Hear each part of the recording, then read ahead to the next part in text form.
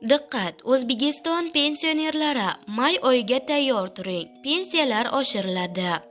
Assalomu alaykum, hurmatli tomoshabinlar. O'zbekiston va jahonda sodir bo'layotgan eng so'nggi va dolzarb xabarlarni o'tkazib yubormaslik uchun hoziroq like bosib, kanalimizga obuna bo'lib qo'yishni unutmang.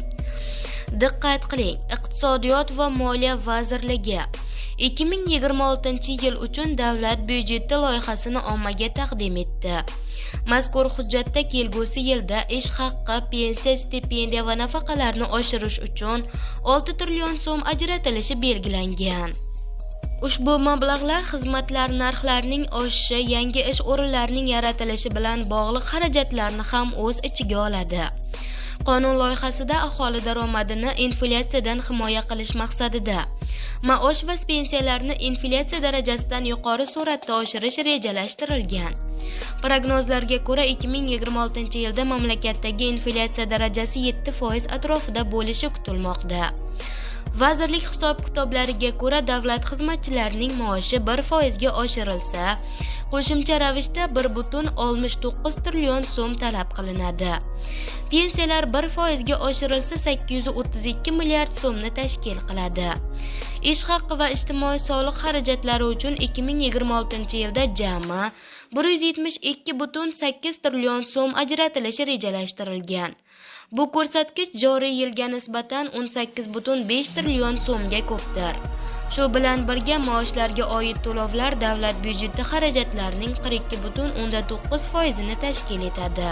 Kelgusi yilda ajratiladigan jami mablag'lar stipendiyalar uchun 2,2 trillion so'm, pensiyalar uchun 86 trillion so'm, nafaqalar uchun 14 trillion so'mdan ortiq.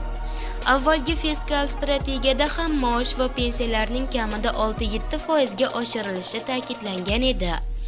Umuman olganda davlat ijtimoiy xarajatlarni oshirish orqali aholi daromadini qo'llab-quvvatlashni izchil davom ettirmoqda. O'zbekistondagi yoshga doir pensionerlar tezda ogoh bo'ling. O'zbekistonda pensiyani oshirib beradigan firibgarlar paydo bo'ldi. Pensiya jamg'armasi pensiya miqdorini oshirib berishni va'da qilib, firibgarlik qilayotganlardan ogohlantirdi. Aytilishicha, bunday yolg'on va'dalar bilan fuqarolarning shaxsiy ma'lumotlarini olib, ulardan pul talab qilish holatlari kuzatilmoqda. Pensiya miqdorini oshirish faqatgina pensiya jamg'armasi tuman va shahar bo'limlari tomonidan amalga oshiriladi. Begona shaxslarga pasport, plastik karta yoki shaxsiy ma'lumotlaringizni hech qachon bermang.